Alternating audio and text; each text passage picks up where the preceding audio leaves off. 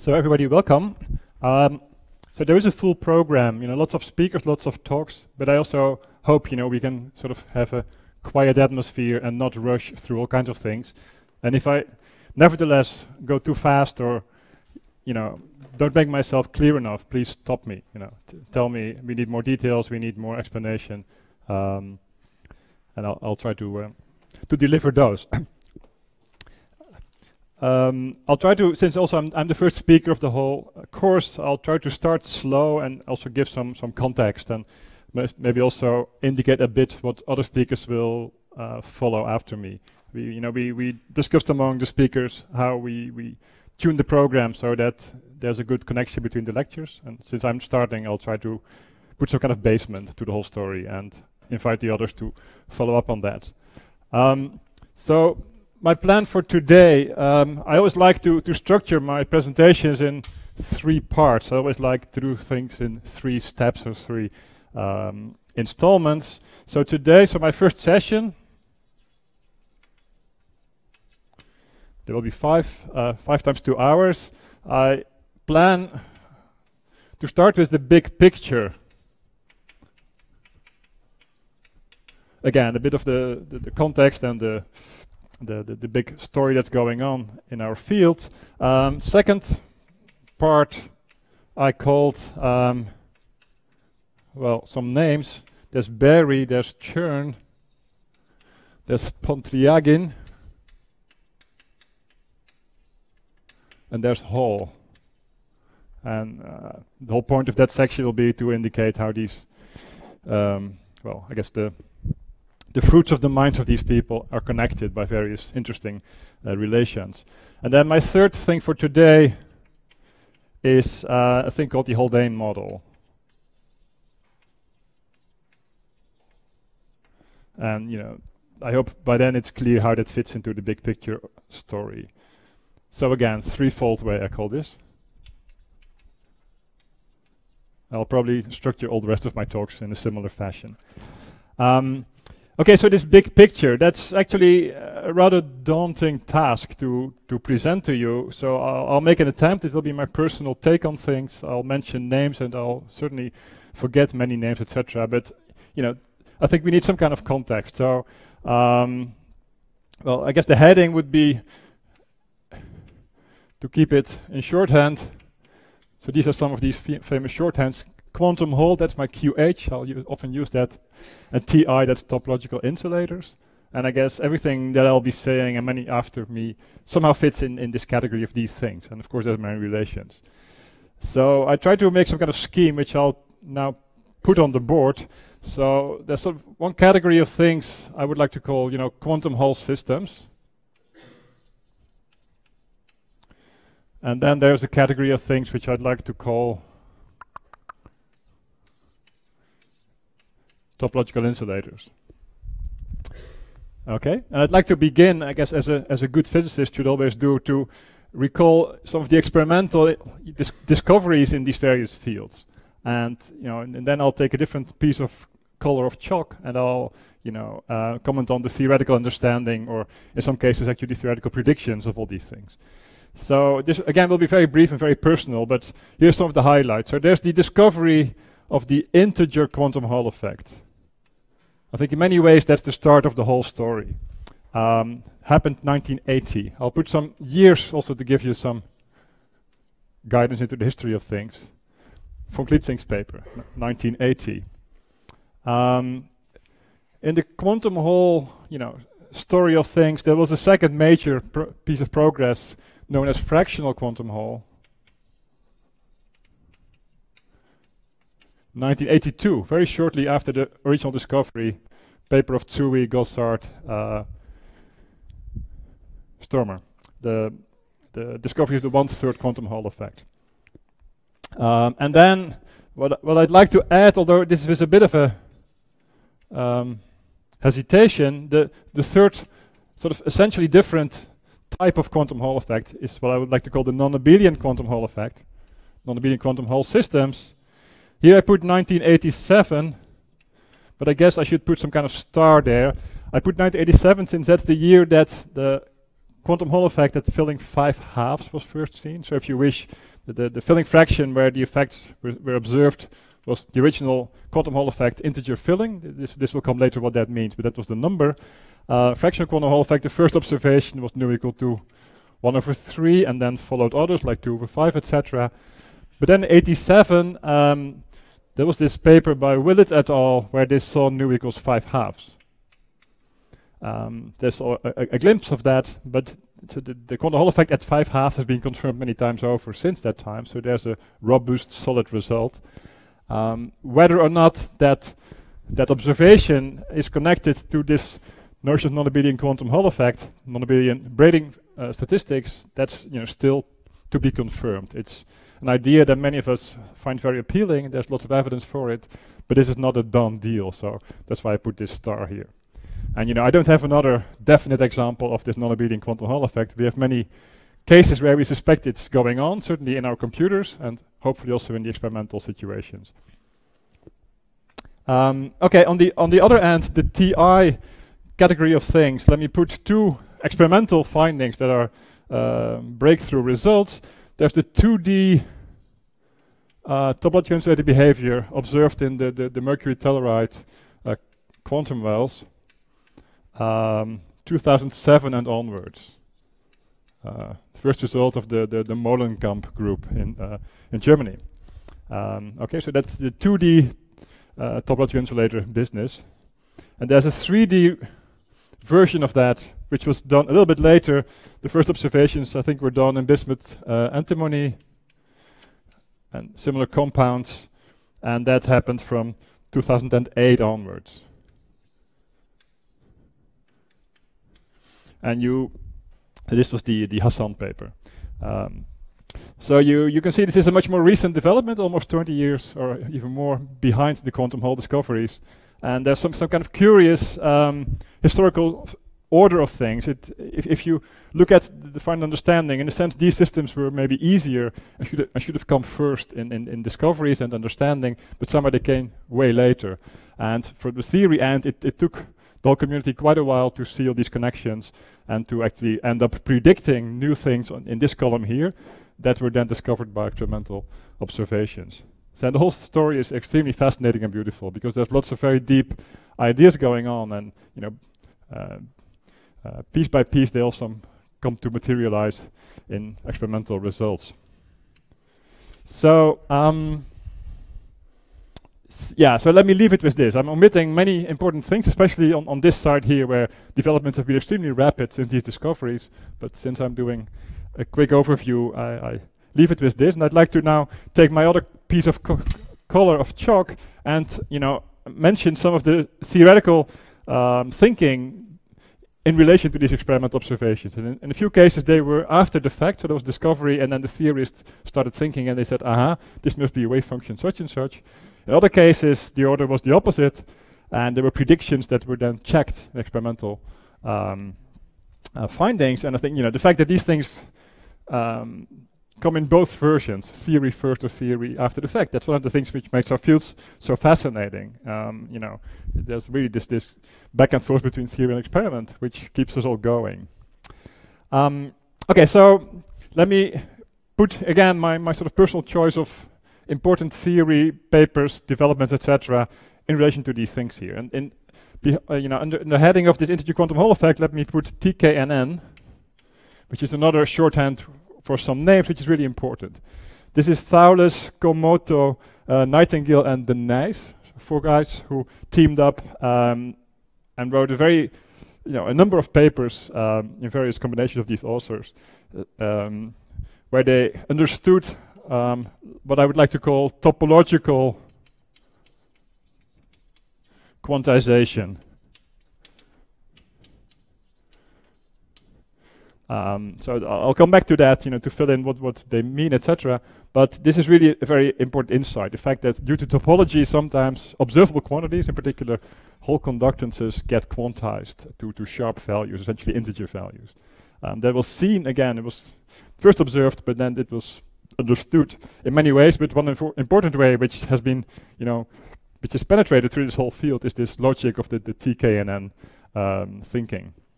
That was 1982, so a bit after von Klitzing. Under the heading of the fractional quantum Hall effect, there's the obvious thing I should mention, that's Laughlin's paper. So Bob Laughlin, very quickly after the discovery, got the essential insight of what's going on in the fractional version of the integer quantum Hall effect. That was 1983, so very early on. He only needed a year to get that right. And I guess the important thing to mention here is there's a wave function. So surprisingly, maybe this many-body quantum effect was captured by a wave function, a many-body wave function. So let's say the Laughlin wave function.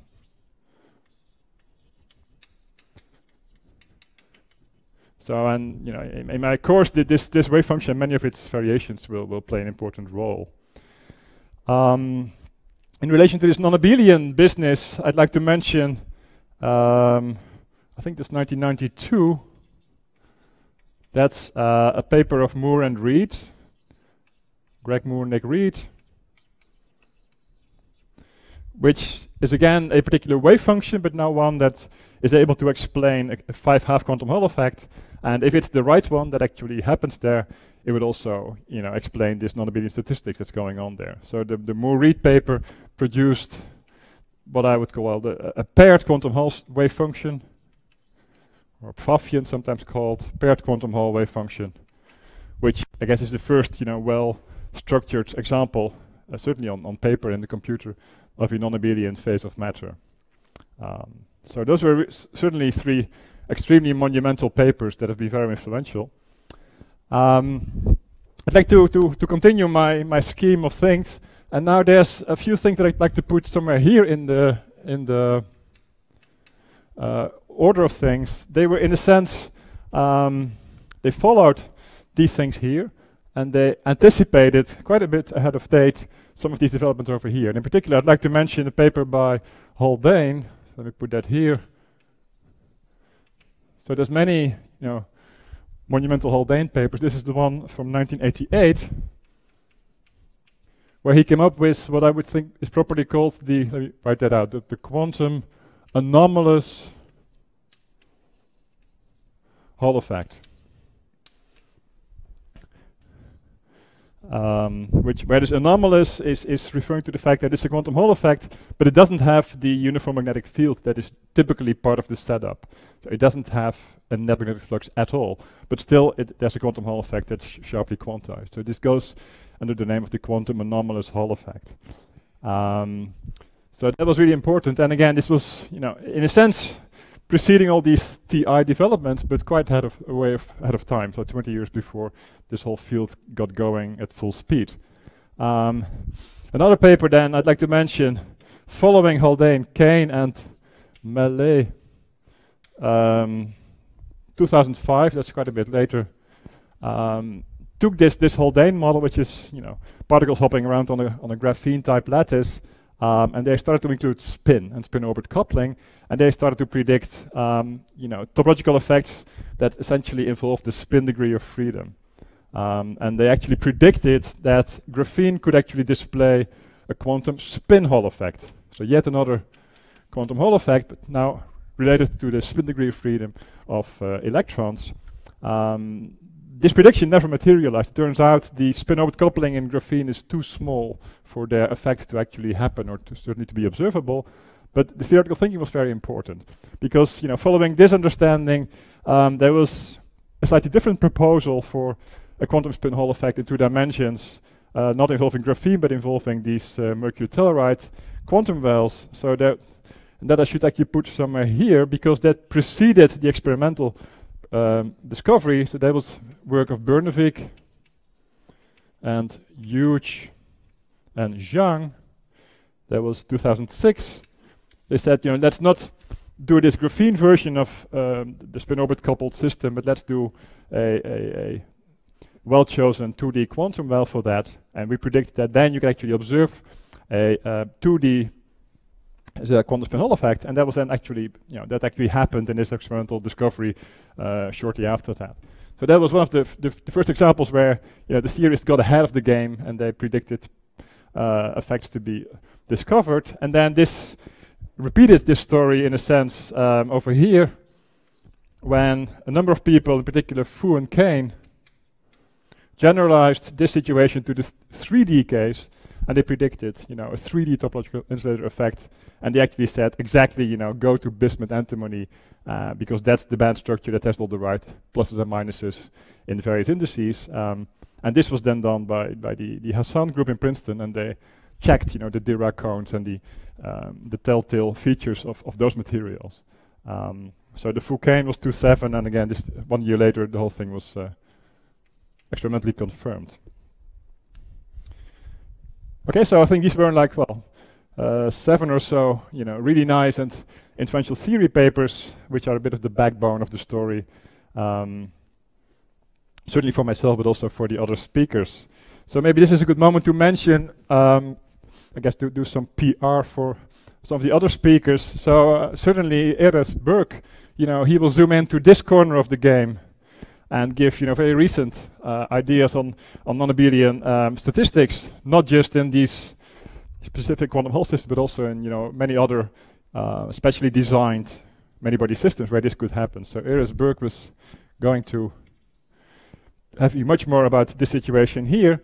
And then Nicolas Regnault is going to talk about entanglement as, a diagnostic, a way to get the essential physics visible of, fractional quantum Hall systems, but also of these various TI phases. I'm not sure exactly which ones he'll bring to the table, but he certainly announces that he'll, diagnose these topological phases using his entanglement spectrum methods. So that's Nicolas coming next week, I think.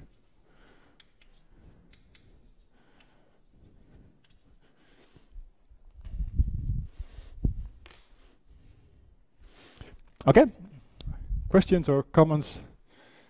Maybe if somebody wants to add his personal favorite paper on the field. If not, then I continue. So my next little heading would be my the theory toolbox. So if you think this is interesting stuff, and you're a theorist and you like to contribute, so what do? What kind of theory methods are suitable for understanding these systems, making predictions, and checking what's going on there. So let me call this the theory toolbox that's relevant for these problems.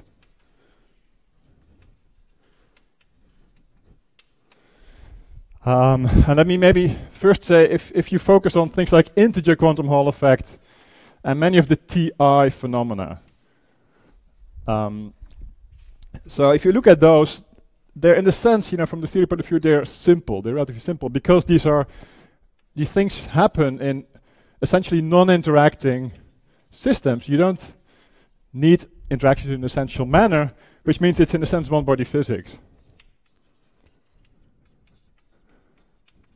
So if you solve the one-body problem in the presence of, all the fields and all the sources, etc., you get a decent understanding of these effects without invoking interactions. So this also means, so one-body physics means, you can do one particle wave functions, bands, etc. There's some Q of t going on, for example, some Chern-Simons effective field theory descriptions, but that's relatively simple because it's, again, it doesn't need to tackle interaction effects. And then, again, I'd like to add in this list of theory ideas this TKNN business that I'll be coming to. So, but the fact that with this kind of formalism in place, you have enough to address this topological quantization issue and to understand that in a proper manner. So, it's certainly not trivial, but it's, in a sense, relatively easily manageable. If you then go, for the fractional quantum Hall effect, for the non-abelian version thereof, or maybe, to fractional versions of the TIs. So let me add them to the list actually. So fractional TIs. I'm quite sure Nicolas will have things to say about those. He certainly published papers on fractional Chern insulators. Then, these fractional things, which are really exciting and beautiful, they do come from interaction effects, and you can only get those right if you deal with those. So how do you go about that? Well, it's certainly many-body physics, and it turns out that in many cases, maybe a bit surprisingly, many-body wave functions get you on the right track. This was a bit of a surprise, you know. Before this quantum Hall situation, in many cases, if you wanted to do essential progress on many-body effects in quantum systems, it would be better to go to second quantization, you know, do operator formalism, Feynman diagrams, all that kind of stuff. But somehow in these systems, you know, following Laughlin, in many cases we have a wave function type description, which, you know, gets us a long way into understanding what's going on there.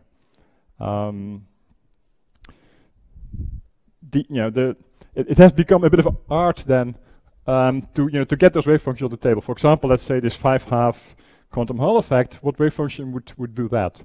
And then can you go beyond that? And so sort of guessing these wave functions out of your thumb, so to say, becomes more and more difficult. And then it turned out there's this very beautiful sort of come to the rescue of, you know, CFT formalism. So this is, if you haven't seen this before, this is a bit out of the blue. You know, CFT is about critical stat-max systems or critical quantum chains. So what does it have to do with 2D systems which are fully quantum? But there turns out to be an interesting connection between, let's say, CFT and quantum Hall, which, if you properly use that, you know, gives you certainly hints for what kind of wave functions you could employ for discovering, you know, novel quantum Hall effects. So there's, you know, machinery to help you develop this wave function picture of all these quantum Hall phases by, you know, leaning on CFT insights. And that's, you know, that's a very deep connection. I'd also like to put here, you know, you can only be serious about doing this kind of approach if you check yourself all the time doing numerics. So it's relatively easy to, you know, to cook up yet another wave function, but it's, you know, it's very difficult to find one that actually matters and that has good overlaps with the actual ground state, etc. So all these programs, you know, starting with the first Laughlin paper on this, you know, that you need to run a numerical code and check yourself. So, and then I guess there's some kind of triangle that, you know, there's the CFT, there's the numerics, and there's all these connections where you use a bit of everything to make progress and to get things right. And maybe to add to that, you know, there is, of course, the possibility to use QFT methods again. And in a sense, I would say you would need TQFT there, topological quantum field theory. And again, the structure thereof, so about, you know, fusion of particles, braiding of particles, is very similar again to the CFT formalism in many ways. So also that take on things, so the topological field theory description has many relations with the CFT structure, and there's deep reasons for that. I mean, this has to do with the fact that you're working inside of Landau levels, and there's complex structures, etc. All this will come. This is sort of the main message of my lectures, but I'd like to announce it here. And of course, you know, you can try to not do all these things and still develop theory for these quantum Hall phases, but that's not so easy. I would say some of the most, you know, salient features, like, you know, going beyond the Moore-Reed state finding, Fibonacci anions, things like that. It's very hard to have a formalism for those that doesn't somehow rely on the similarities with the CFT type formalism. Okay. So I guess this is my quick message for this theory toolbox. It's certainly my own toolbox. I use these things all the time to try to make progress. Okay, then a few more sort of announcements about my course before I really give you some of the details. The plan for what I'd like to do in these, you know, these 5 double lectures, sort of the first part, this is roughly what I announced also on the program, but maybe a bit updated. I'll go into this TK&N business, say a bit about TIs, etc. But, you know, I'll also limit myself in this part of the story to a subset of things. So to give you a few disclaimers, I will not do the table of 10. So the classification of these non-interacting TIs is very beautiful stuff, but I think it would take more time than I can spend on it. I will probably not even do spin. So I'll probably not go into all these spin quantum Hall effects and all these things, which means I'm ignoring many of the TI examples that we've seen recently. And that's just because, somehow I have to put a limitation to my topic. So my second step will be, introducing the quantum Hall situation. My third will be to introduce CFT. Now that's a bit of a tricky one since I'll need specific items of the CFT book, so to say. I can't start at the very beginning and give you all of that. So I'll in a sense rely on Giuseppe Mussardo's lectures for some basics, and I'll refer to some books, etc. And then I'll build on top of that some specific things. So some of the non-abelian things in particular that I really need for my connection, and give those some attention. And again, I'll try to coordinate with Giuseppe and with the other speakers so that we don't double up and that we don't make too big gaps between us. And then the final part, I guess that's going to be next week on Monday, is to do this quantum Hall to CFT connection and to harvest from that. Because once this is in place, you can rather quickly make fantastic predictions that certain quantum Hall systems are going to display this kind of anyons, that kind of braiding, and you get a rich understanding of all these things. But it needs a bit of work to get there, and that's the plan of what I would like to do. Final piece of prelude, my sources. A good journalist never reveals his or her sources, but a good scientist is always very open about sources. So let me mention where you can find the things that I'm going to be discussing. Of course, I get it from 100 places, but nevertheless, there's a few serious sources that I'd like to recommend. One is the book by Eduardo Fredkin. You may know he had a book on, I think it's called Field Theory for Condensed Matter or something, which was came out quite some time ago. He made a second version of that, which is about twice as voluminous and twice as rich, and that's really a fantastic book. It has, many of these topics explained in quite some detail, lots of very recent insights, and so I've actually based some of my lectures on chapters from that book. So I have a copy here. You can have a look if you like. It's very heavy, but it's a very beautiful book and a very good source of things. The second, another book that I actually used in preparing is the book by some of the masters of the TI field themselves, Bernvik and Hughes. So they were very early in putting out a book on topological insulators. This was Taylor Hughes. That's called Topological Insulators and Topological Superconductors. That's this book here, which has many more details on the specifics of these things than Fredkin's book has, and it certainly comes from some of the pioneers of the field themselves. So it's very nice to read that, and that's a good source of things. For today, one particular thing, there's a very nice review paper which is a bit old by now, but still a classic by Kane and Hassan on topological insulators. I think that's certainly pedagogically really a joy to read. These were, this one of the theorists, one of the experimentalists who pioneered the whole field, and they wrote a very early review on this, which is still very nice to read. Although, of course, this is 2010, so quite a few things happened after that, but still a nice source. And then, there's many other bits and pieces that I've been using. I intend to collect those a bit more carefully towards the end of my lecture when I exactly know what I've been using, and give you some handout or so where I give you these things.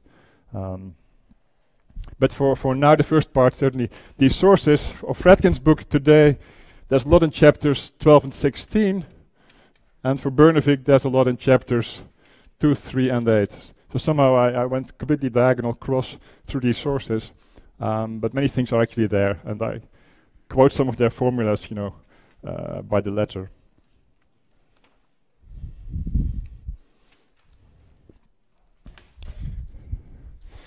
Okay, so maybe let me take a little break here and ask your reactions or comments or worries about all this. Because if nobody objects, this is going to be it. This is my plan, and this is what I'll be executing from now on. No objections. Okay, so then I'll actually kick off with my, what I called my second part, this Berry churn Pildragon Hall story.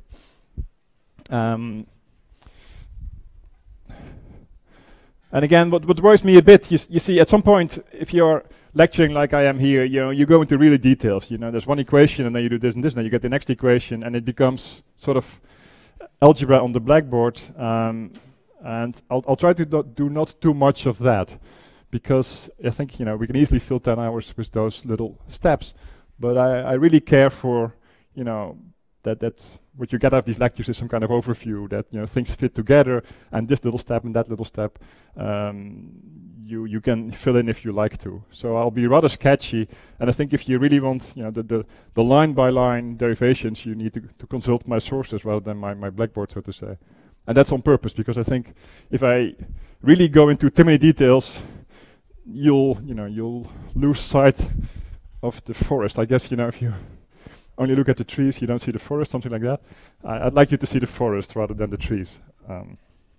But still, I can't avoid writing formulas and details and minus signs, etc. And some of that is needed, but I try to keep a bit of a balance there.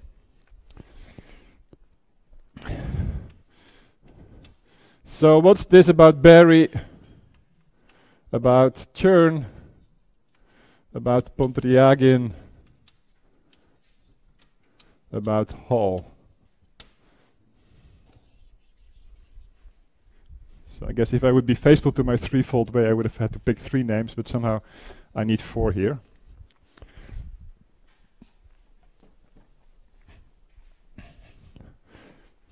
So let me quiz the audience. Berry phase. Who has seen some of that? Okay, that's about half. So somehow, Berry phase is, I guess, many, let's say, quantum mechanics textbooks have, a late chapter 12 or so. I think in Griffiths it's chapter 10 or 11, where they have some of that. So that's in a sense, to be found in the basic textbooks. The applications to, let's say, quantized Hall conductances are much more advanced and much more research material, so to say. Somehow there's a little bridging between, let's say, standard Berry phase quantum mechanics Schrödinger equation and the application that's in the end this TK and N business. So I'll try to bridge that. So let me first, talk about Berry phase. Let's say just, quantum mechanics. So situation, all this starts happening when your Hamiltonian depends on parameters. So I'm now actually following the Bernovic book. I call these things capital R. And so let's say your one-body wave functions would be labeled by n eigenstates, would have an R dependence coming with that. Since H depends on R, everything you compute from H depends on that. And I typically, you're interested in changing this R in some fashion. So you start from, let's say, R sub 0, and you change it, let's say, slowly to R sub 1. Okay, so you trace out some curve in your R parameter space, call that gamma. So, but then turns out to happen, if you follow your state n of R, that picks up, a few, let's say, kinematical factors having to do with energy, but also an essential phase factor, e to the I gamma times the same thing.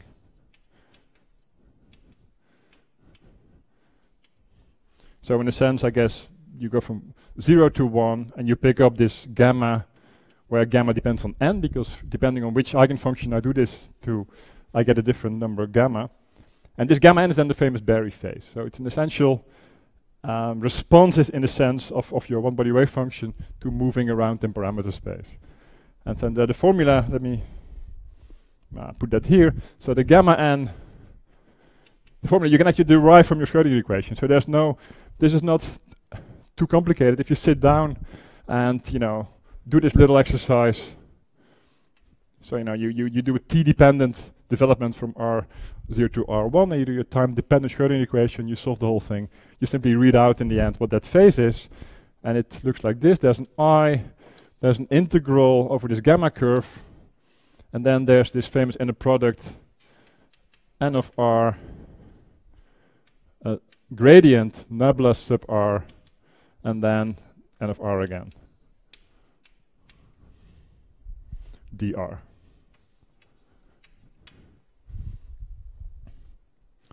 So that's an important formula. This is going to come back to us quite a few times.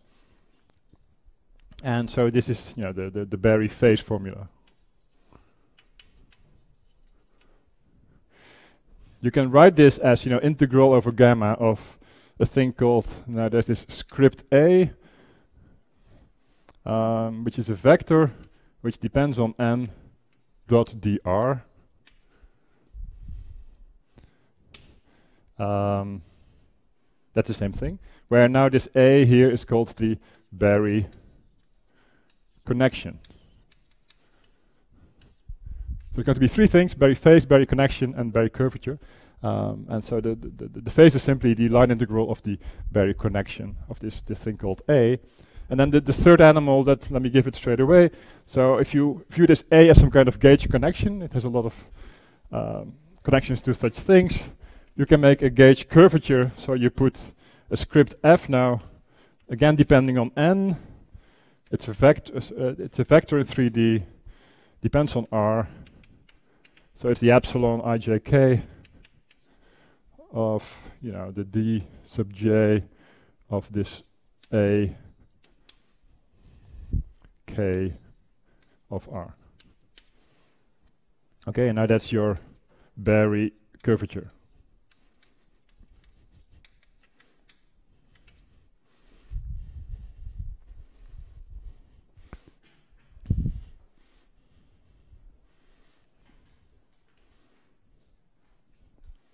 Okay. So these are just definitions, but again, the message is that if you go through the algebra, you discover that precisely this number, is picked up by your wave functions as you move around in parameter space. So let me do an example, just to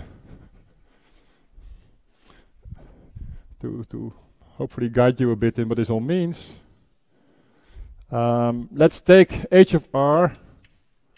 Actually, this example is going to be, it's inspiring later stuff as well. So I put it here for a reason. Let's suppose you do a two-level system and take this h to be simply the vector r dotted into your Pauli matrices sigma. Okay, so there's sigma x, sigma y, sigma z as always, acting on a two-level system. And you can decide to have an Hamiltonian, depending on this vector r, which is simply r dot sigma, which is example, this is a concrete example of one of these things here. And so you can execute this whole little program for that example, which is actually a very nice exercise. I'll end my lecture today by suggesting exercises, and this is going to be the first of them, to do the algebra here and discover things for yourself. So for example, if you start doing that, you'll discover there's two eigenstates. One is minus, one is plus. If you do polar coordinates, there will be two spinners that are diagonalizing this problem. So there's something like this. And there's the plus eigenstate, the other guy, that's cos theta over 2 e to the minus I phi. So that will be the first step, so your energies E plus minus are going to be plus or minus the length of this vector r. So that will be, diagonalizing the 2 by 2 Schrödinger problem, and then you can keep going. So you can start doing these derivatives with respect to r of these spinners. So you can do inner products, and you can execute the whole thing. And then if I jump ahead and again exercise to make that happen, you can discover that this f now. So there's two f's because they depend on which eigenstate you take. So if I do it for the plus or the minus eigenspinner, that depends on r.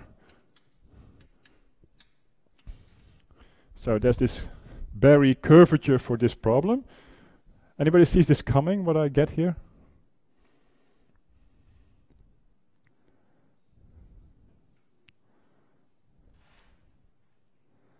Sorry?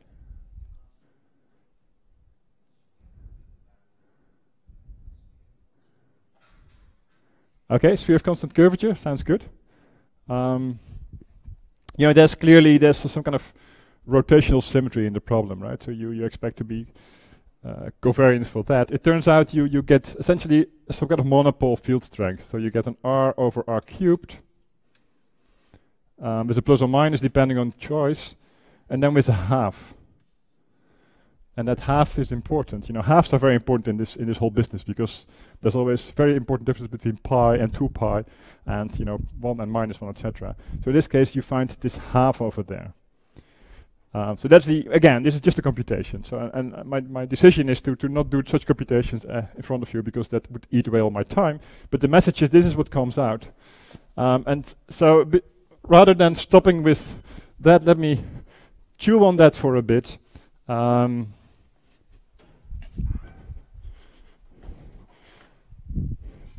So let me first do, let's say, a mathematical observation that I can start, and that's you know, in a sense a new step. I can say let me consider integrating over a closed surface, a closed, if you wish, 2D surface. To be precise, you know, it's going to be one that includes the origin. So let's say around the origin. Origin. Oh. I can decide to integrate this f plus or minus of r simply against, you know, a d2r on this surface. Now that's, you know, a doable problem. You have, you know, r hat over r cubed. That's your field strength. If you do that times, you know, r squared 2 times 4 pi for your integral, let's say over a sphere or so, you'll discover you pick up precisely the angular, how do you call the solid angle. The solid angle of your surface, if the surface goes all around, that's 4 pi. But since there's this half, you know, you get 2 pi. So you get plus or minus 2 pi. Okay, so now this is a computation where this happens, so you can sort of do it on the back of an envelope. It will turn out here, this is an example of a general result, which is going to be coming in a bit. So the general result will be that if you do, you know, a surface integral of one of these f's over, let's say, d2r, you're also going to get 2 pi times an integer. Okay, this is coming in a bit, but you see already here that there's an example where this integer is actually 1, and you get this quantized integral. So again, this is coming later, but please mind this example. Another thing then, maybe more physical, now that we've done all this here, let's actually write my whole thing in a slightly different notation. Let's say h of b is actually b dot sigma. And now you probably certainly recognize, you know, a more physical setting, because now I'm talking about a spin-half particle with the spin, let's say S for spin-half particle is 1/2 times the sigma matrices. And I'm looking at the B dot S coupling. So now I'm looking at a spin-half particle subjected to an interaction with a B field. Okay? And my Berry formalism tells me, for example, suppose I have this B field, let's suppose it's in the xy plane, it points in that direction. Suppose I give it a full turn, so I start, you know, moving my B field around till it's somewhere here, and in the end it comes back, so I execute a full turn of my B field in the xy plane. You know, that's an example of what I can do, and I can ask, you know, how do my spinners respond to this? So what kind of phase do they pick up? So this minus and this plus So so these minus and plus guys, if I do this, go to e to the I gamma plus or minus, plus or minus, something like this. So what are these phases? Okay. Well, the result is, the phase is obtained by doing either a line integral of the gamma connection, which is the same as the surface integral of the gamma curvature. Okay? So this gamma, again, the gamma that I'm looking for was going to be a line integral, as I wrote it, of this, let's say, a dot dr, where gamma is now a closed curve. There's now this curve here, the gamma curve in B space. And of course, using the Stokes theorem, I can also say this is a surface integral over, let's say, the surface S, this surface of my barrier connection, f d2r, f plus minus. Okay? So now you're talking about the solid angle that's captured, by a flat, let's say, disk, where you do an integration, and that's half of the 4 pi for your full surface integral. So this is going to be plus or minus pi now.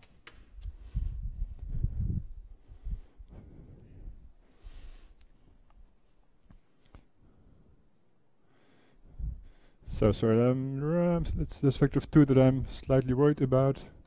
No. So I'm actually doing this integration as over here, but now I have only half of it. Since this was a full surface, let's say a full 2-sphere, where I do my integration.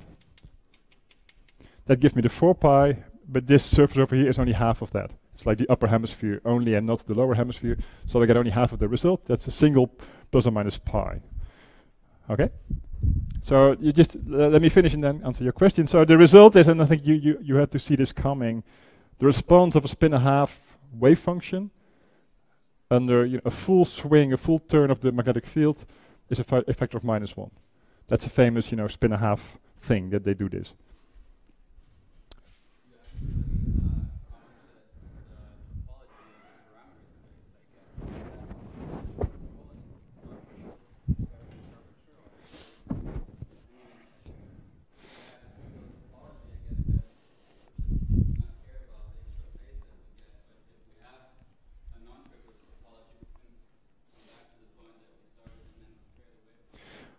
No, that's a very good point. So you see from my result here that there's a problem at r equals 0 at the origin. So and clearly that is the source, if you wish, for these integrals to come out in a non-trivial way.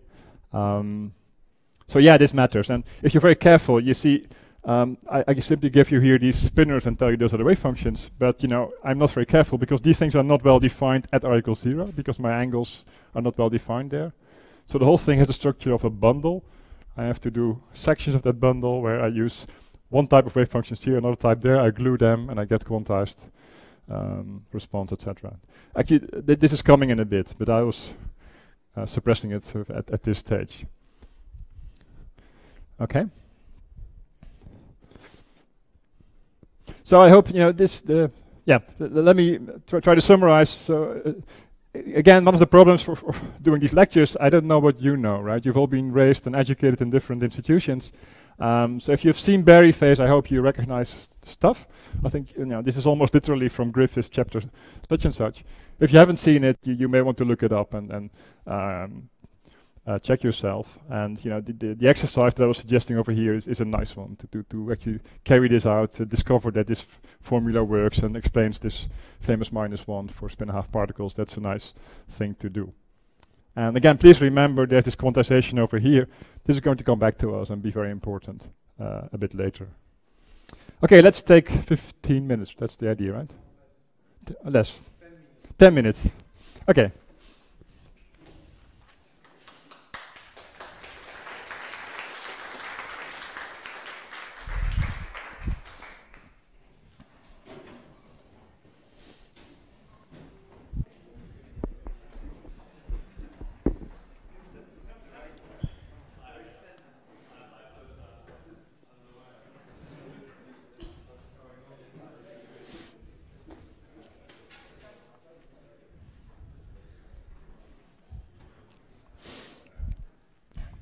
So the story continues now. Is this okay? Yeah. So I'm going to now zoom into 2 dimensions and to, let's say, a band structure. So I'm going to think of wave functions for particles moving in a 2-dimensional, let's say, lattice system. So let's say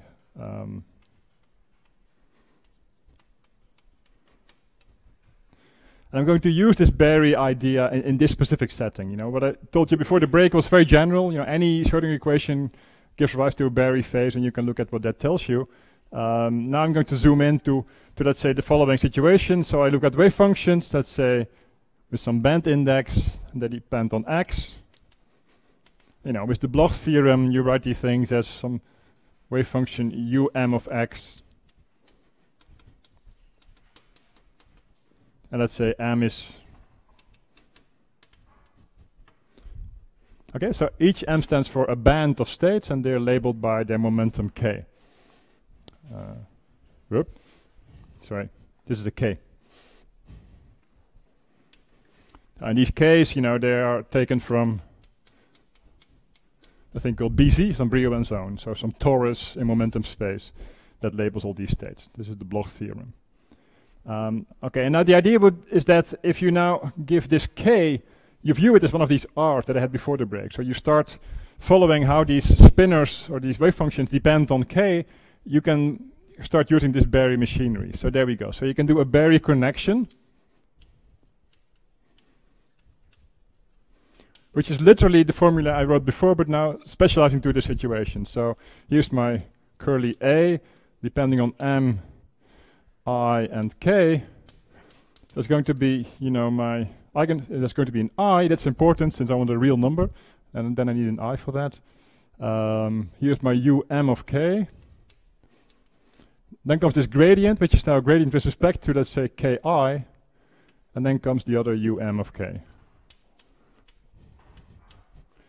So that's the Berry connection, in this specific situation, where my parameters are my momenta. And then there's the Berry curvature.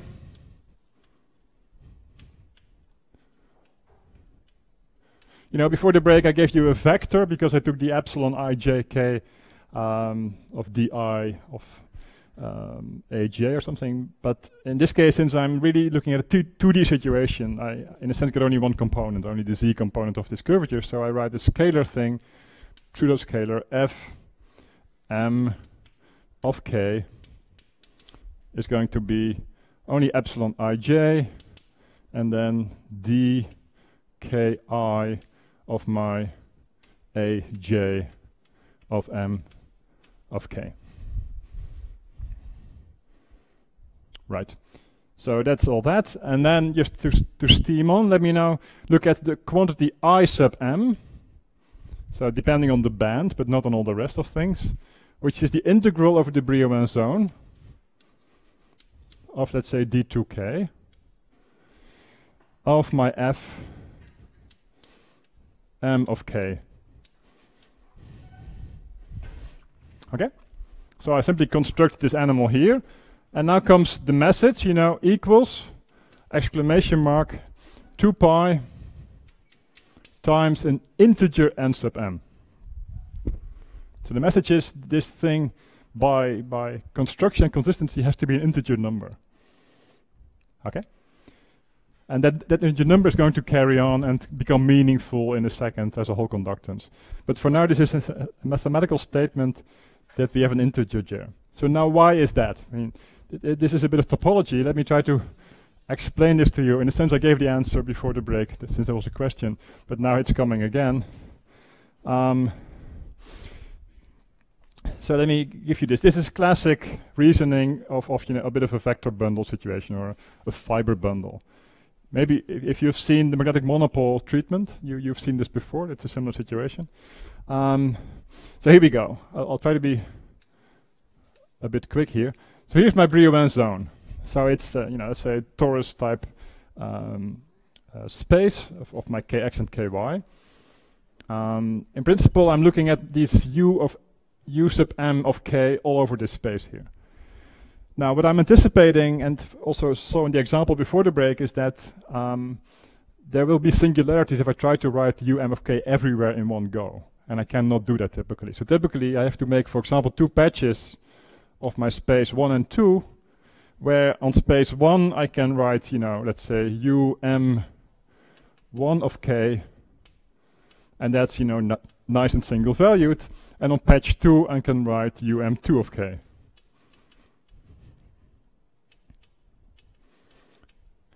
And to get the full story consistent, I have to cover the whole space, and that means I have to tell you, if you start in space 1 with the u sub m of 1, how you glue to the other guy that sits on the right side. And the gluing goes as follows, so that's the um of 1 of k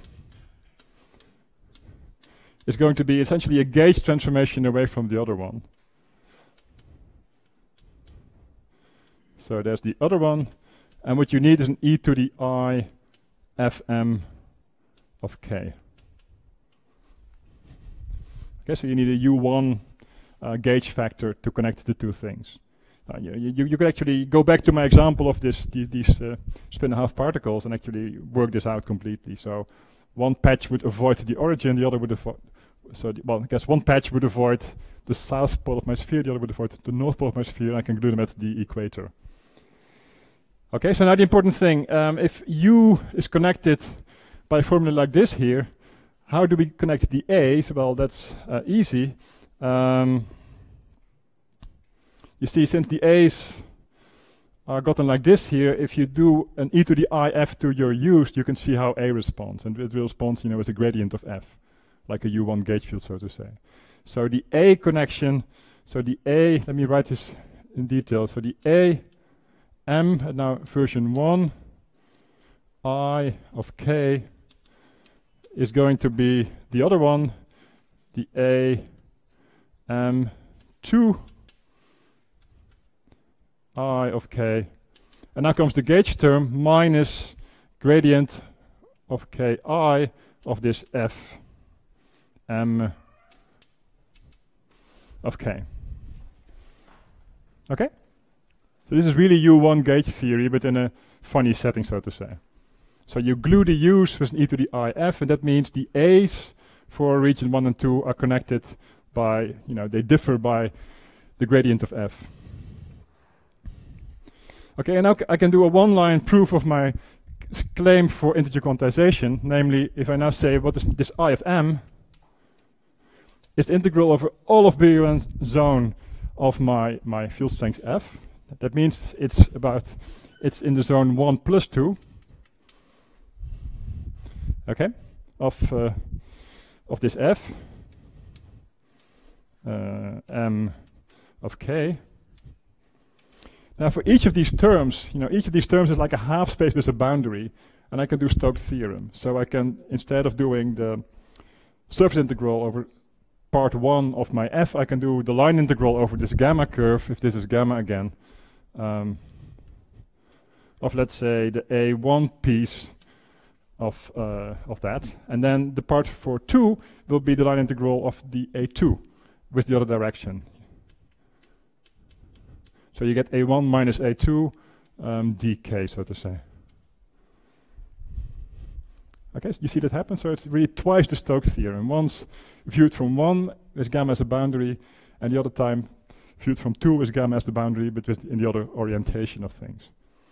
And now you see what you get, because now you do an integral over a closed curve gamma of a gradient of f. Okay, so in a sense you get, you start here with, let's say, f initial, and you do a gradient integration all the way over the curve, which is periodic, since we're looking at a torus, so this is the same point as this point.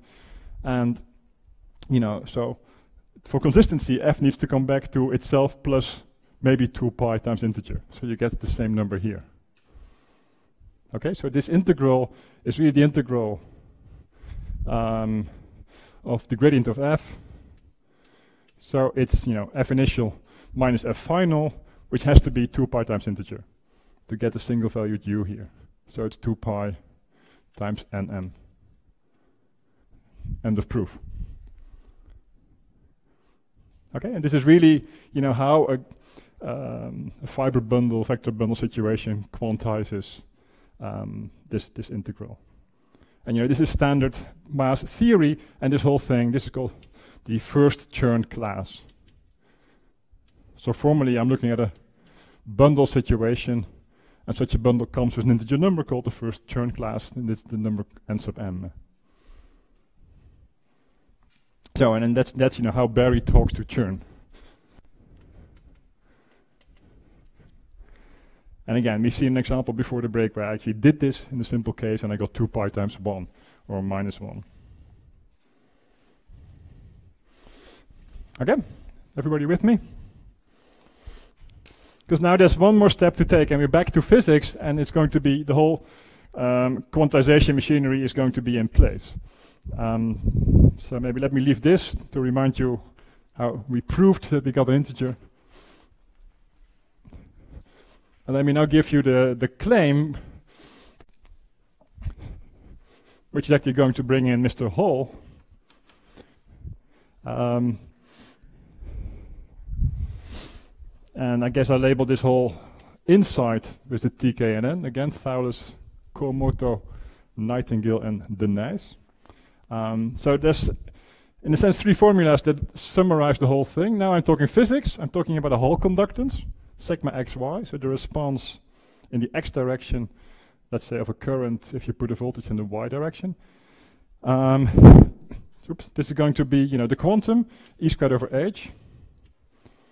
1 over 2 pi, and then precisely, integral Brillouin zone of d2k of, let's say, an f of k.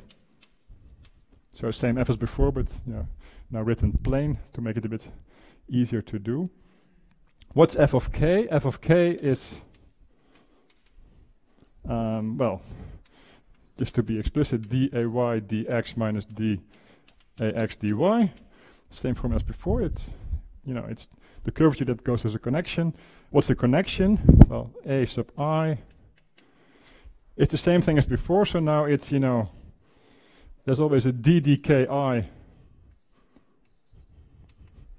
of some bands labeled by ki. Well, k, sorry. And here's the same thing. So it is, the same formula for a Barry connection, but now there's the I. One more important thing, which is, this alpha is, maybe I should call it m to be consistent with before. So m was this number labeling the bands, and now the point is you're going to sum this thing over all, m is an element of a completely filled band. So maybe I should draw a picture, so there's energy bands. So let's say if I put my K schematically like here, and I put my energy like here, I have a number of energy bands where energies depend on momentum, and there would be m equals 1, m equals 2, etc. That's my, and in total is, let's say, m. I now I'm in a physics situation, so I filled my space of available bands, let's say, to the Fermi energy somewhere here. So here's this E Fermi, which means I have filled bands down here, and I have empty bands over here. And I'm insisting, there's a nice gap, there's a separation. If I have this situation, then the state, this state of my system with lots of one-particle orbitals filled with particles, this state is going to have a Hall response, sigma xy, given by blah, blah, blah formulas, where my connection that goes into the formulas is obtained by summing over everywhere where particles have filled the band and by not taking these ones up there. Okay? So that's the claim, that's the result.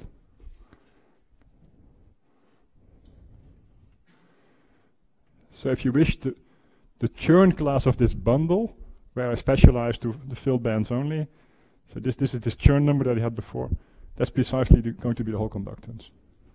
Because we know this integral, well, just to make sure you got that. So this is e squared over h. There's a 1 over 2 pi.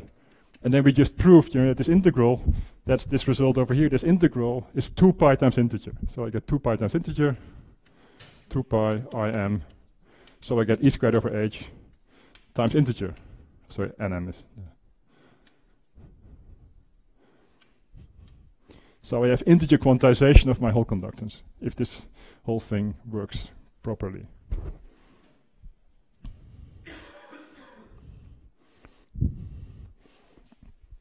So if you read the Bernavik book, in chapter 3 he says, you know, this is the result, and the rest of this chapter is going to be the derivation of this result. So I'm happy to refer to that chapter.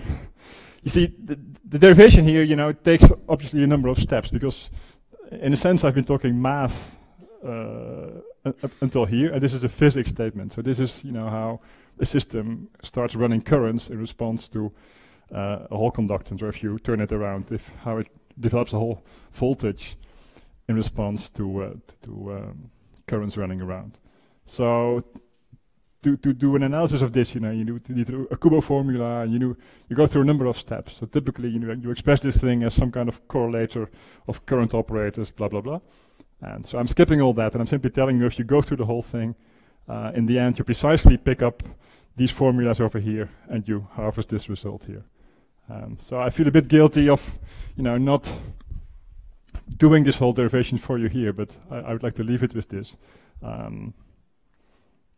The statement is that there is this deep connection for conductances versus these mathematical entities, and they give you these wonderful results. And, you know, I guess these also should be, you know, should be referenced for having this insight as the first in the quantum Hall context. So they did this 1982, and in a sense, all these later results, also for the spinful TIs, are variations on this same theme. For example, you know, for the spin quantum Hall effect, quantum spin Hall effect, I should say, there's a similar, you know, topological invariant, but you can only take values 0 or 1, whereas this one takes integers. So it's a different bundle structure, different topological invariant, but it's the same idea. It gives you a physical observable quantity out of a topological invariant of your band structure.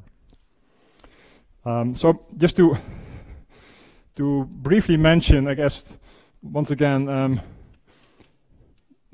where this came from and how this developed. In the quantum Hall context, where TKNN worked, the thing is actually a bit subtle.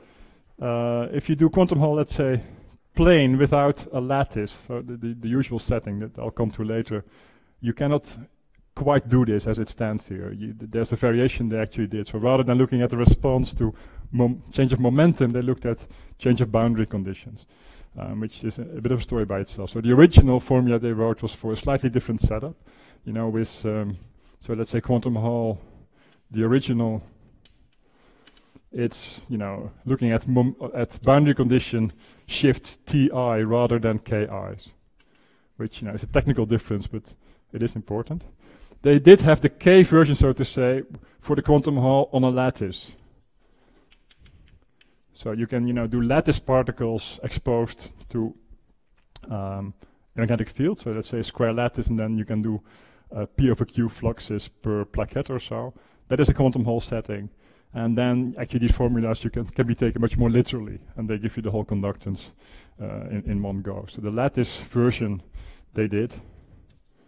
So yeah, that's also known as the Hofstadter problem.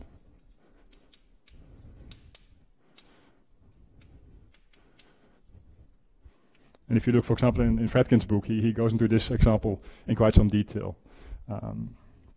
So that's, you know, the sort of referring to the original old work, and then once again, lots of the recent TI literature, you know, uses the same idea in a slightly different context of, you know, linking physical observables to topological invariants of some sort. Okay, so one more piece of formalism, I'm afraid, before I can go to my physical system that I'd like to conclude with. That's to bring in the fourth name from that list, Pondriagin. So that's actually, again, a very nice result with a bit of a mathematical flavor.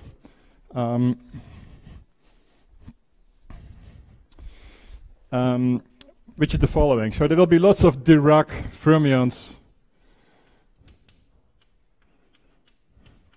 we like to look at. And in particular, let me look at, a 2D situation and a Hamiltonian, let's say, depending on kx, ky, and let's put it like this, which is going to be k dot sigma plus m times sigma z. And if you wish, I'll write this as h of k dotted into the sigma vector. Okay? So this is, a Dirac fermion linearized around the point of zero energy, k dot sigma. So 2 component spinners, this is the Hamiltonian. So remember, this looks a whole lot like my example of before the break, where I had this r dot sigma. It's almost the same situation. And I had this famous half popping up there. There will be a similar half popping up in this analysis. Okay, but now comes the result. If you now go through this machinery of doing the Chern number computation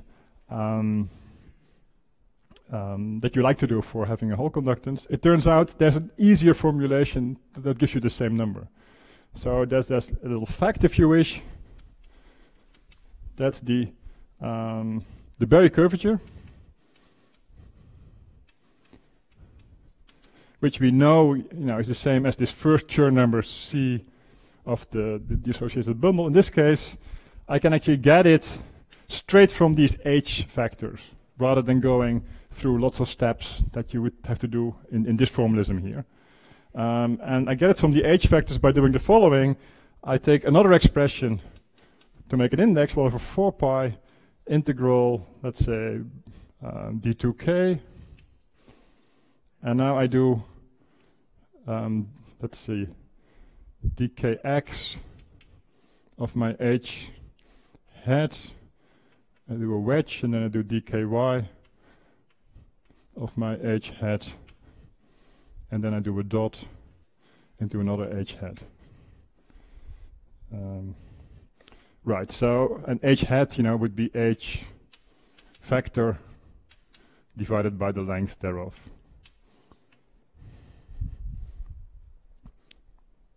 Okay, so again, this is going to be a result without derivation, but there's an important claim that this Berry curvature is now easily written in terms of just those h's. And for the connoisseurs, this index here in terms of a unit h factor is another topological number known as the Pontryagin index, Q.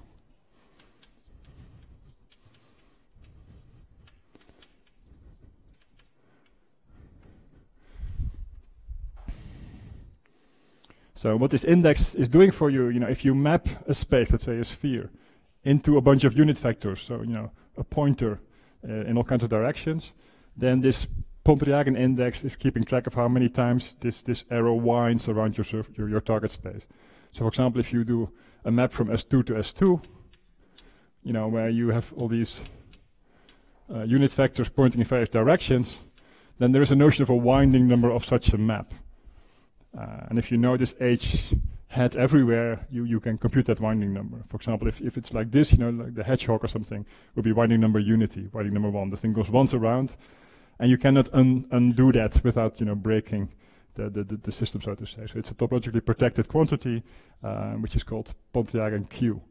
And again, the little miracle here is that for this Dirac system, the Berry curvature, the Chern number, can also be expressed as this thing over there. And one derivation thereof would be, the physics way would be that you simply do your Kubo formula for this Hamiltonian, which is relatively simple, and you will discover this expression rather than that expression. That's one way to do it. That's how Fredkin does it in this book. Okay.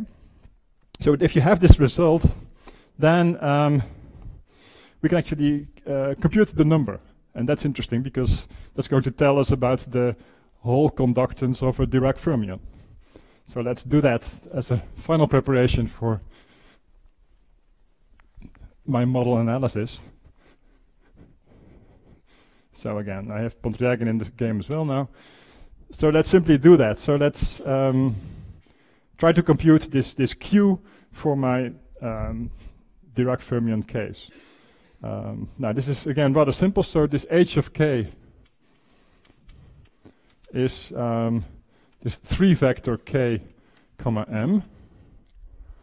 So obviously the norm of h is square root of k squared plus m squared. And now if you try to make a bit of a picture, so if you draw your k-plane like so, for example, if you go to the origin and you look at your h hat, okay, now h hat here, that's like 0, 0, and then this m number divided by whatever, so you get an arrow pointing, let's say, upward in the m direction. Whereas if you go far away, this h hat factor, you can in a sense neglect this m, and it's simply like k hat. So it's like, a vector that's curving around, but sticking inside of the 2D. I guess I'm doing this the wrong way. It's like, it points along k in the same direction, so it's like this. And then somehow this whole Brillouin zone sits around here. Okay, so I try to give you a snapshot of how this k depends on 2D space.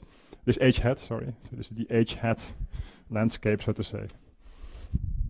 And now I guess if you now compare this situation here, so it's pointing up in the origin and then it's pointing outward in the 2D plane. If you compare to, let's say, this situation of a hedgehog on the sphere, my picture there looks like the upper half plane of the picture here, right?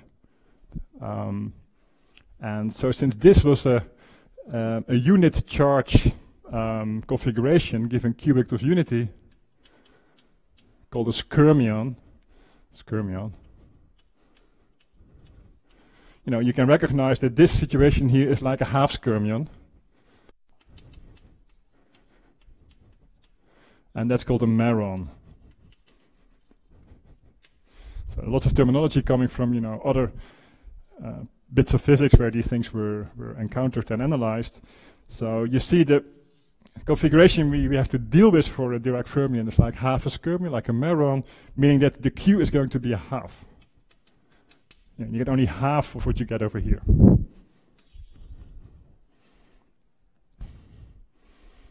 Okay. So, conclusion, and now you should be slightly worried.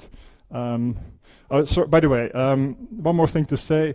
I assumed that at the origin my thing points upwards since I assumed positive mass. If I would have negative mass, it would point downwards in the origin, and I would have the other situation, and I would have a minus sign. So the precise result is actually Q is half times sine of m. And that actually matters a lot. The sine of m business is very important. So if you have that, and you wrap it all up, you conclude the sigma xy for Dirac fermions is going to be e squared over h times a half times sine of m.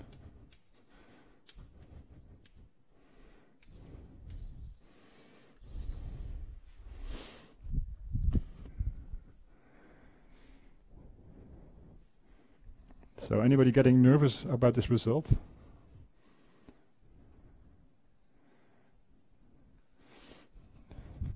Somehow we're expecting things to be quantum. I mean, this is not fractional quantum Hall effect. Right? This is non-interacting physics of just, a single Dirac fermion. And somehow it seems to produce a fractional response, namely a fractional half quantum of Hall conductance.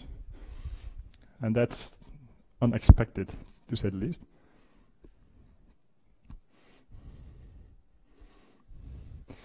So, I mean, this shouldn't happen, and it won't happen. And the point is that, I just said, let's take a Dirac fermion and let's do it. And this is not this computation is correct.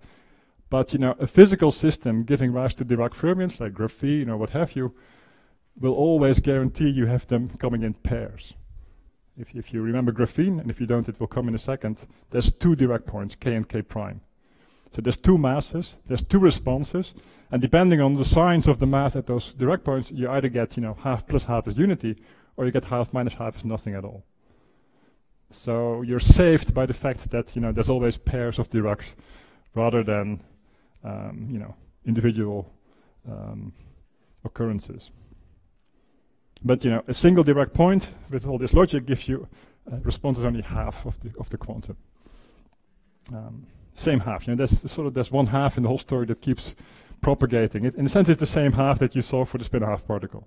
It's the same, you know, half integer coming out of computations. Okay, so now, in a sense, all this actually finishes my section. You know, I think all 4 names have come up, and I hope you've seen how they get connected. I'd like to end with, you know, a real model system where all of what I prepared is really coming into operation and gives you a very nice physical story. So I hope that makes good for maybe a bit too much mathematics in early stages of my course, but I really needed these things to get a nice conclusion. So I'll make room and start my 3rd and last part, and that's this Haldane model.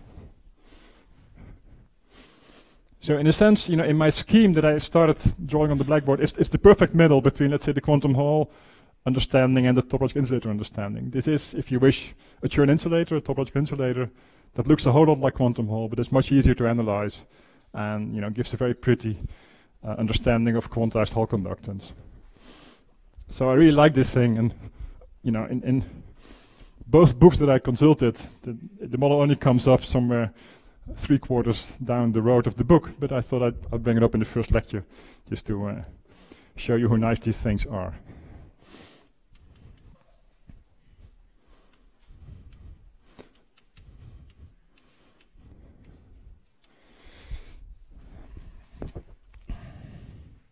Let me again quiz the audience. How many of you have looked into the graphene story?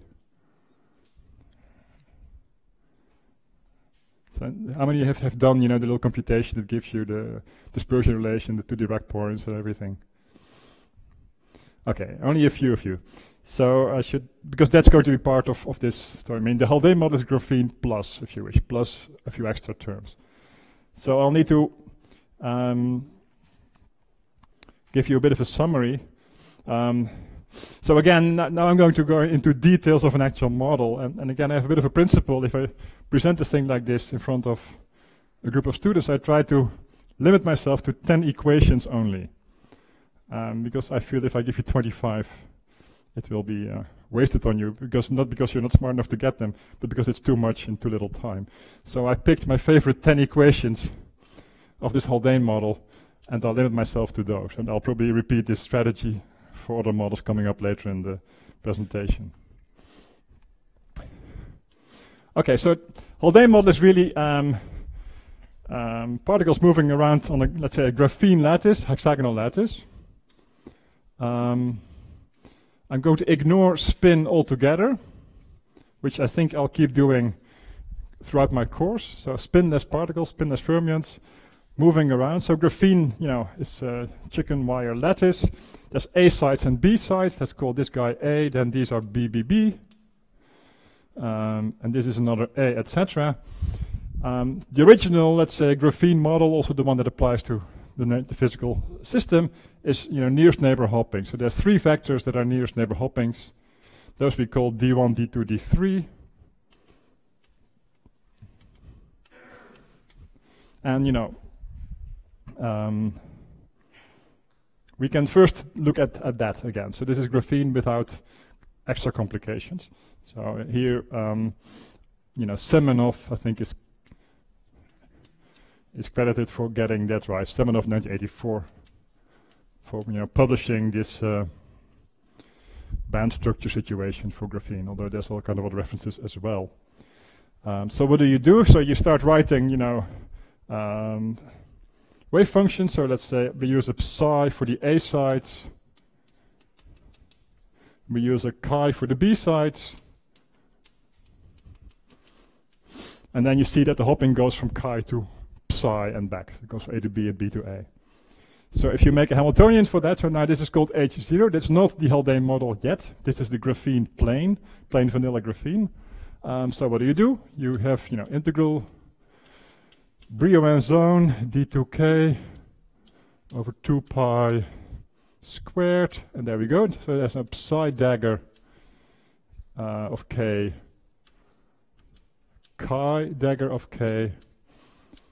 So I need two components because I have a sides and b sides.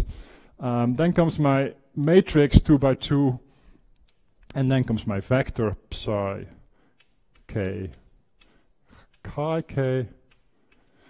And this vector is off diagonal because the hopping goes from A to B and B to A. So I have zeros over here, nothing going on. And then I here have, for example, t times sum over I of e to the I k dot di. Right, and here I have the Hermitian conjugate of that.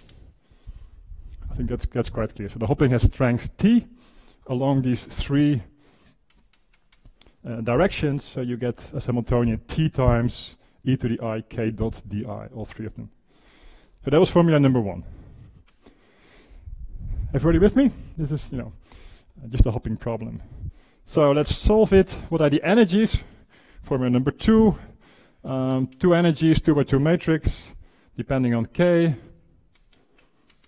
are going to be plus or minus t. I think it's t1 actually, because there will be a t2 a bit later. So t1 is the original A to B hopping. Square root, and then you get, the norm of this hopping vector, sum e to the I k dot di. So this is a vector, this is the length thereof. Well, so you take the square root. Okay? You can all do that, right? This is a 2 by 2 matrix, and these are the eigenvalues. Third thing, so now, you having seen this, I guess there's the analysis. If you look at momentum space, let's squeeze it into here. There's a Brillouin zone that's also a hexagon. This is k space now, and then you can look at where this energy actually vanishes. Okay, so you look at the zeros of this expression depending on k, and you discover 2 points in momentum space. I guess I drew it slightly wrong. It's like this. So here sits k, here sits k prime, and at those 2 points the energy touches 0. This square root touches 0, so you get this conical dispersion around those points. And you can linearize low energy effective theory around just those 2 points, and then you get integral d2x sum over 1, 2, because now there's these 2 Dirac points, and now there's the spinners in the low energy approximation. So psi dagger A, there's a V Fermi, and there's psi A of x, and the Hamiltonian is now like I sigma 1 d1 plus I sigma 2 d2. Okay, so now you have your Dirac fermions. So you have to keep track of all these 2's, right? There's 2 sublattices A and B, meaning that these spinners are 2 by 2, because there's a chi and a phi, a psi. And now there's also another 2, which is 2 Dirac points. So that's the summation over here. So if this is the k prime summation. So you have one spinner, two spinner for the one Dirac point, and another 2 spinner for the other Dirac point.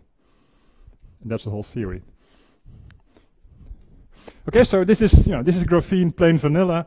Here are your 2 Dirac points. If you wish, the whole story is about this kind of physics around k, and this kind of physics, same kind of physics around k prime. And of course, if you do physical response, you should make sure you include effects coming from both these Dirac points for your low energy responses. Okay, so now come let's say the enrichment that Haldane proposed. So where do I put that? Let me leave this for a second.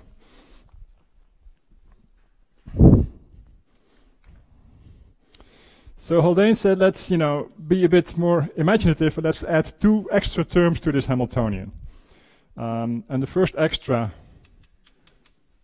is an on-site potential.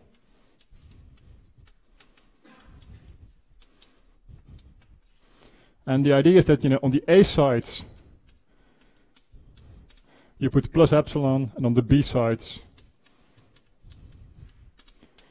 you put minus epsilon. Epsilon some positive number. And then the other idea would be put extra next nearest neighbor, hopping. So what is that? Well, if you look at your lattice, the idea would be that you include hopping that goes, for example, in this direction, or in this direction, or in this direction. So there are 3 A's now. Yeah. A1, A2, and A3. So you add a hopping term along those directions A, and you give that a strength T2. So you add T2, and then e to the I phi along the AIs. So you give this a complex hopping strength. Okay? So now there's extra parameters. There's a T2, there's a phi, and there's an epsilon that are extra as compared to what we had, which was just this T1. Okay, so now let's, in our physics mode, let's see what's going on here. If you, for example, start from your A side here, so now there's the option that you can hop along here, and then along here, and then along here. All the time you're going actually along with the direction of the A vector. So you go like this, and then like that, and then like that. So this means that you accumulate e to the 3i phi phase as you do that. And now I guess you will know if you accumulate u1 phase going around a certain area, that means there was a magnetic flux through that area. Yep. So this means that through this triangle there's actually a flux of, let's say, plus 3 phi. Again, coming from 3 times this complex phase here. Okay. If you do another triangle, let's say this one here, make that blue, you will discover there's a minus 3 phi, because now the arrows are in the other direction. Okay. Because now if you go clockwise, you go against the A directions rather than with the A directions. So now if you look even more carefully, now you see, if I look at a hexagonal plaquette of the original graphene thing, you see it's this red triangle plus a third of this blue triangle, a third of another blue triangle, and a third of yet another blue triangle. So the net flux through the plaquette is 0, 0. Okay? So the effect of this extra hopping is a bit of flux in the center of the plaquette, and the negative of that at the edges of the plaquette. And the net effect is 0. So the particle experiences a total magnetic field of 0, but it's staggered. So it's here and there, plus, minus, etc. Okay? So it's not a quantum Hall effect, because quantum Hall would mean you put a uniform flux through the whole thing. So then you get the graphene quantum Hall effect, which is another topic. But this is a different thing. And the miracle, the insight of Haldane was that doing this is enough to actually get a quantized Hall conductance. So, in 10 minutes or so, that will be the final result of my analysis, that this model has phases where there's a quantized Hall conductance. Whereas it doesn't have a uniform magnetic field at all, but it has this funny staggered business. So, it's very, very beautiful insight that this is enough to get the effect. Okay, one slide, well, one piece of notes to go, and then that should be the story. So from here, it's actually surprisingly simple. Yeah, actually, my notes are a bit short, but let's actually, let's remember what we changed. So we put this and we put that hopping, and let's imagine how our formulas now get more complicated. So I guess I lost count of my equations. I guess we're getting to number 4 now. So, we can repeat the analysis and, take along the extra terms. That's how it is. So, and then what that gives you, now you get, let's say, h Haldane or so. Same kind of expression as here. Integral Brillouin-Zoon d2k over 2 pi squared. The psi dagger, chi dagger. And now if you wish, let's call this thing h of k. So there's now an h of k sitting in the middle. That's this 2 by 2 matrix, which is now more complicated. And then there's the vector psi chi. Okay? And so this h is now some h0 times the unit vector, and then it has a vector h of k times the sigma vector.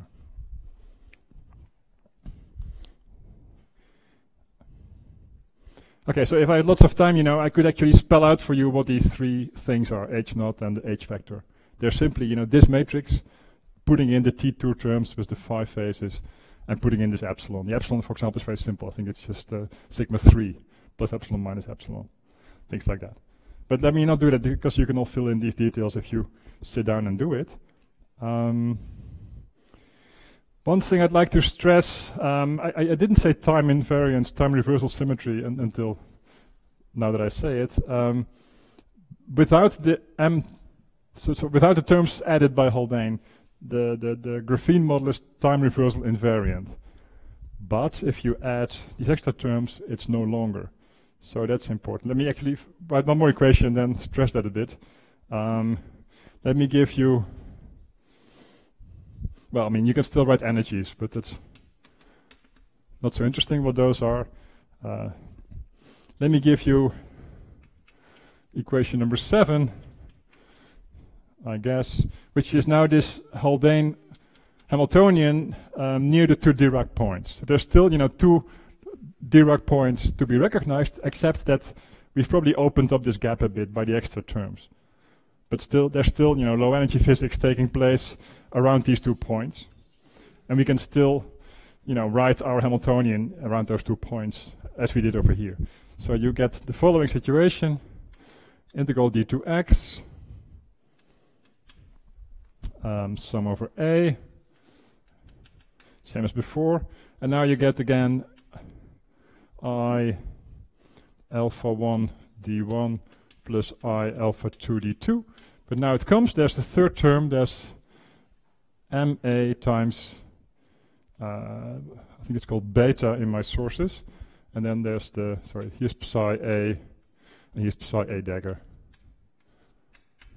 Okay, so it's the same result as before with one extra complication, and that summarizes it very nicely.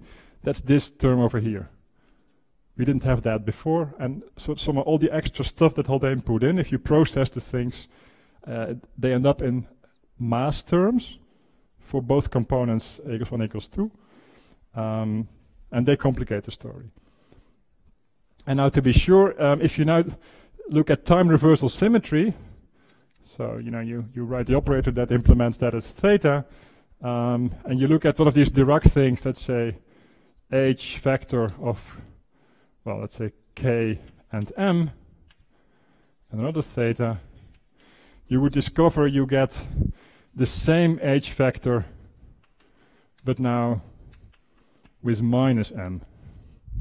So you see time reversal symmetry flips the m. And so it's not preserved, it's not conserved by once these terms are present here. And of course, in a sense, you understand that because although we didn't put a magnetic field, we kind of put a bit of it, because we put fluxes through red triangles and through blue triangles. And that's enough to break time reversal symmetry. And it happens through the appearance of two masses over here. Okay?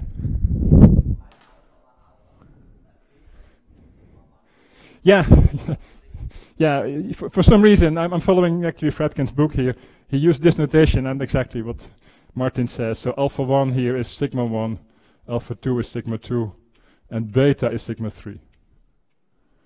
I mean, there's always notation issues with Dirac fermions because there's also, you know, a gamma mu dot d mu formulation where you have to specify who the gammas are, etc.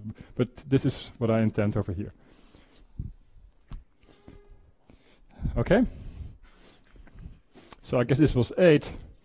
And now you see, somehow now, at this moment, everything that I talked about today comes together for, the, I guess, a grandiose finale. Because what I prepared is now going to be used for drawing conclusions. So first of all, you know, if you follow my analysis, what are these masses?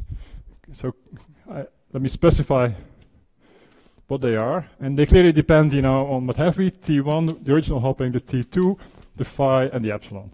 Because those were the things we put in. The T1, the original hopping, along the D vectors, the T2, extra hopping along the red vectors, and the epsilon, the on-site potential terms, plus epsilon for the A sides, minus for the B sides. So what do you find? M1 equals 3/2 T2 over T1 sine phi minus 2 over root 3 epsilon over T1. And M2 is 3/2 T2 over T1 sine phi plus 2 over root 3 epsilon over T1.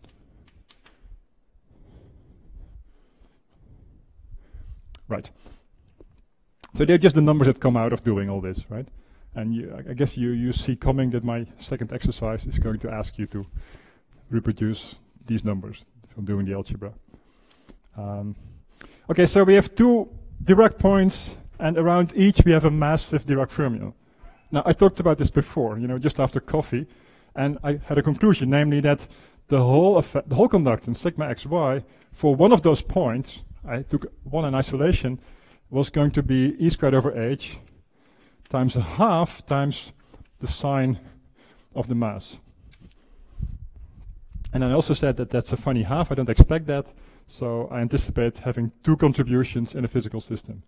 Now, I have a physical system here where indeed, if I do the whole works, I have two Dirac points, each coming with their own mass, and each coming with this formula. So my full sigma will now be, if you wish, this, plus, you know, the other guy's sine of M2. And the possible outcomes of this are, you know, 0 or plus or minus 1. So no matter how I pick my parameters, I'm always safe. I get a 0 whole conductance, or plus 1 or minus 1, and it just depends on how I pick parameters. So let me give you the result. And that's, in a sense, wrapping it all up. I can make a little phase diagram, and this is literally from the Haldane paper, where I guess phi goes here. I guess this is pi, and this is minus pi. T2 goes here. And then I have this kind of situation. And it turns out, you know, if I'm in this lobe over here, sigma xy is going to be plus e squared over h. And that's because both my masses are positive there. I hope I got the signs right. In this lobe over here, sigma xy is going to be minus e squared over h, because both my masses are negative. And then away from these two lobes, sigma xy is going to be 0, because the masses are opposite. Okay?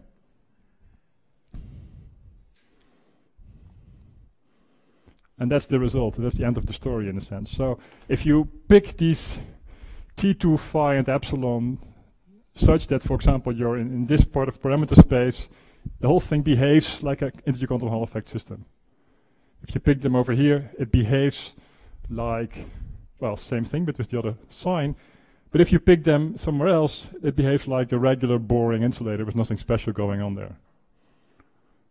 Okay, and for example, you can take a limit if you take these masses, I think both very big or so, you know, it's like an atomic insulator, which is certainly not quantum Hall-like. So that's somewhere far away from these lobes, and it's a boring insulator, nothing happens. But you know, there is this regime where everything conspires and you get this nice result displayed over here. And again, if you remember, we've come a long way. We got there via Berry, Chern, Pontryagin, understanding these contributions, and then actually seeing them happen in a real system. So that's, I think, quite a nice story.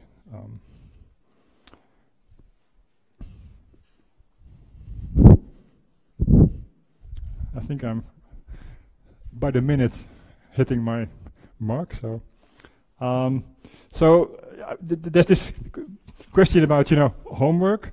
I think this is, you know, optional, but if you really like to train yourself a bit in these things, my suggestion would be the following exercises.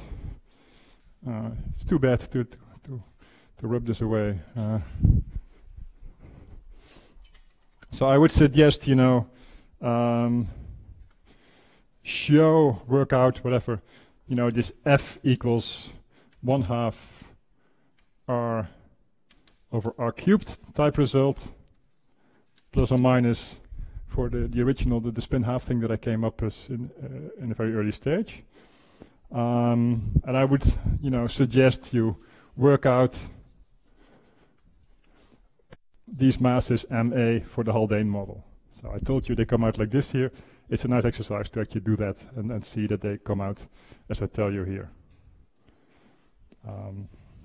And then for those who like to think about little paradoxes, I mentioned that, you know, always these Dirac fermions come in pairs, so they give nice integer e squared over h's.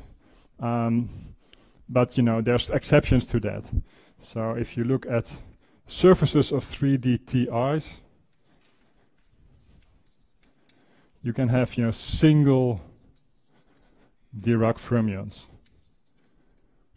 So if you like to think about a little bit of a puzzle, it's a nice thing to go into that and wonder how that can be and what's going on there. And those are situations where the physical response is going to be a half tau e squared over h. But again, this is like a star exercise if you want to really challenge yourself. These are really exercises in the sense of working out some of the details that I skipped in the lecture. And if you wish, you know, we can talk about these in the discussions or, you know, over coffee or lunch, whatever. Okay, thanks.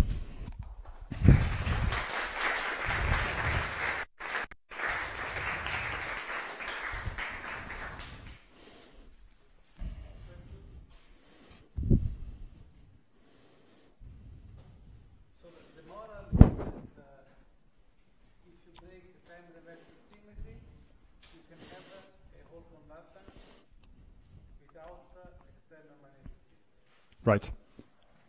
And I guess I should have stressed maybe, so this is what goes in the books as the anomalous quantum Hall effect, or the quantum anomalous Hall effect. Because some sort of similar situation is induced by the coupling of the electron. Right? Yeah. So what protects you in general from having a Hall conductance is time reversal symmetry. And if you break that, even like you do it over here, that's enough to make possible a quantized Hall conductor, but it's going to be quantized. So you keep the magic of the quantization that we know from the Hall effect.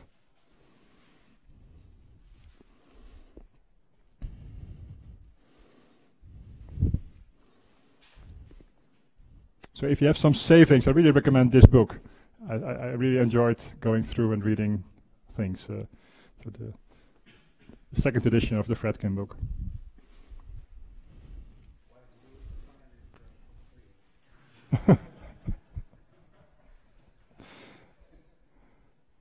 Okay, so we continue tomorrow.